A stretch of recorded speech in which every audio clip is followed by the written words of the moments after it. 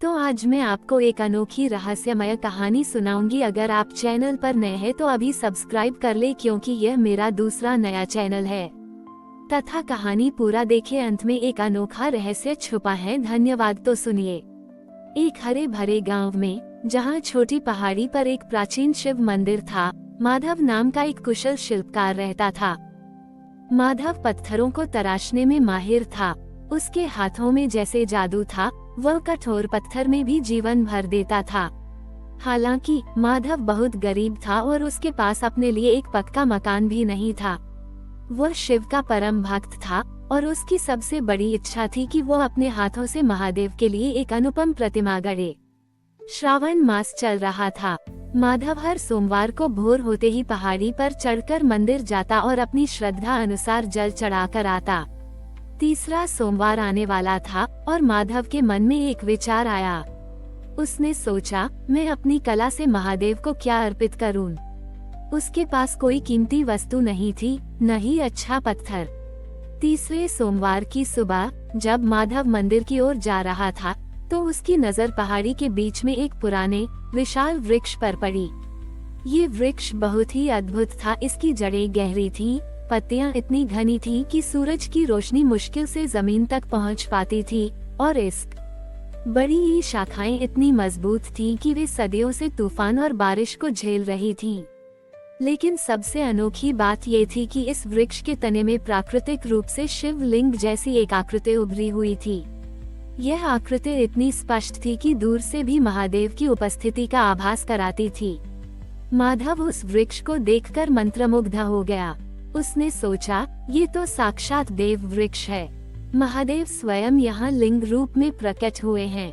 मैं इस वृक्ष को बिना काटे, बिना इसकी एक भी शाखा तोड़े, इसके तने में उभरी इस प्राकृतिक शिवलिंग को और भी सुंदर रूप दूंगा। उसने तुरंत अपने औजार निकाले।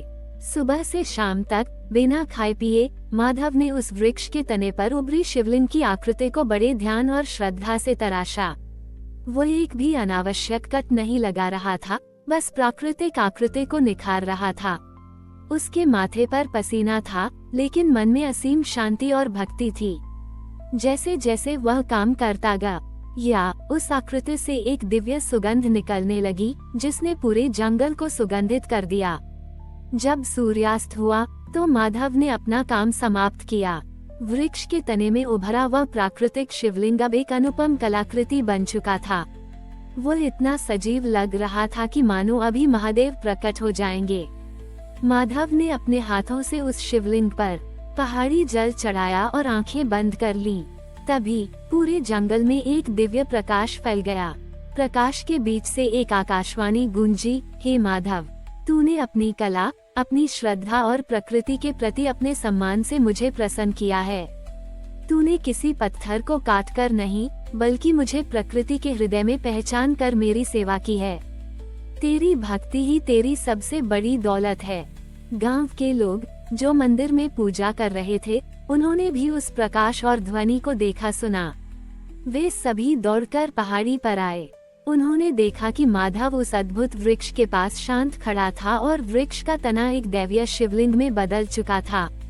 लोगों ने माधव को नमन किया और उस वृक्ष को देव वृक्ष महादेव नाम दिया। माधव को कभी धन की चिंता नहीं हुई। उसकी कला की प्रसिद्धि दूर दूर तक फैल गई और लोग दूर दूर से उस देव वृक्ष के दर्शन करने आने लगे। माधव ने अपना पूरा जीवन उस देव वृक्ष की सेवा में समर्पित कर दिया।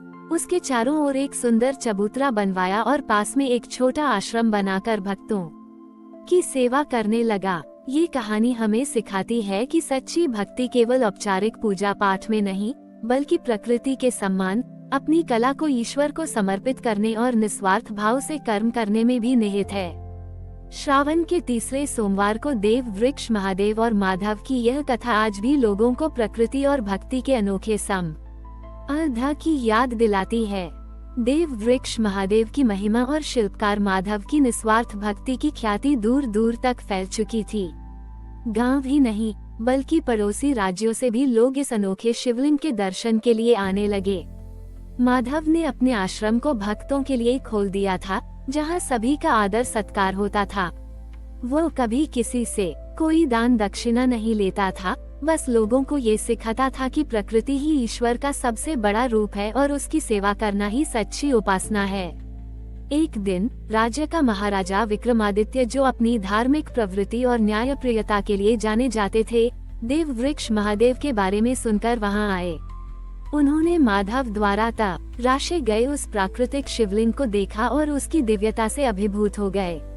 महाराजा ने माधव से कहा, हे तपस्वी, आपकी कला और भक्ति अतुलनीय है। मैं इस पवित्र स्थान पर एक भव्य मंदिर का निर्माण करवाना चाहता हूँ, ताकि दूर दराज से आने वाले भक्त आसानी से दर्शन कर सकें। माधव ने विनम्रतापूर्वक उत्तर दिया, महाराज, महादेव तो प्रकृति के कण कण में विराजमान हैं। इस देव वृक्ष को ही मंदिर मानकर इसकी सेवा की जाए, यही पर्याप्त है। किसी भव्य निर्माण की आवश्यकता नहीं है, क्योंकि उनकी महिमा तो स्वयं इस वृक्ष में समाहित है। महाराजा माधव की निस्वार्थता और विचारों से और भी प्रभावित हुए। उन्होंने माधव की इच्छा का सम्मान किया, लेकिन एक निर्णय लिया। उन्होंने उस पूरे क्षेत्र को देव वन घोषित कर दिया, जहां किसी भी पेड़ को काटना या पर्यावरण को नुकसान पहुंचाना प्रतिबंधित कर दिया गया। उन्होंने देव वृक्ष के चारों ओर एक सुंदर उद्यान बनवाया और वहां एक बड़ी जल कुंडिका का निर्माण करवाया, ताकि यात्रियों और पक्षियों को जल मिल सके। साथ ही उन्होंने एक विशाल धर्मशाला भी बनवाई, जहां दूर से आने वाले श्रद्धालु आराम कर सकें और भोजन पा सकें। माधव ने अपने शेष जीवन में उसी देव वन में रहकर लोगों को पर्यावरण संरक्षण और निस्वार्थ सेवा का महत्व सिखाया। वो वृद्ध हो गए थे, लेकिन उनका मुखमंडल सदैव शांत और तेजो में बना रहा। गांव के बच्चे उन्हें वृक्ष बाबा कहकर पुकारते थे और उनसे कहानियां सुनते थे। माधव उन्हें बताता कि कैसे एक मुरझाए पौधे को पानी देने से भी महादेव प्रसन्न होते हैं। श्रावण के तीसरे सोमवार को, जब पूरा देववन भक्तों से भरा था, माधव ने अंतिम सांस ली। उसका शरीर शांत था, लेकिन उसके मुख पर वही अलौकिक मुस्कान थी जो वर्षों पहले महादेव के आशीर्वाद के समय आई थी। लोगों ने देखा कि जैसे ही माधव के प्राण छूटे, देव वृक्ष महादेव से एक बार फिर दिव्य प्रकाश निकला और उसकी शाखाएं धीरे धीरे हिलने लगी, मानो वह अपने प्रिय भक्त को विदाई दे रहा हो। आज भी उस देव वन में श्रावण के तीसरे सोमवार को विशेष महत्व दिया जाता है। लोग वहां आते हैं, देव वृक्ष महादेव की पूजा करते हैं और माधव द्वारा दिए गए पर्यावरण संरक्षण और निस्वार्थ सेवा के संदेश को याद करते हैं। ये स्थान अब केवल एक धार्मिक स्थल नहीं, बल्कि प्रकृति और आध्यात्मिकता के मिलन का प्रतीक बन चुका है, जहां हर आने वाला व्यक्ति शांति, प्रेरणा और जीवन के सही अर्थ को प्राप्त करता है। हमारी और भी आध्यात्मिक एवं अनोखी कहानियां देखने के लिए हमारे चैनल पर जाएं तथा धार्मिक एवं पौराणिक अनोखी कहान छोटी ही यह हमारे चैनल पर है। कृपया जाके देखें तथा हमारे चैनल को सब्सक्राइब करके रखें और वीडियो लाइक जरूर करें। धन्यवाद।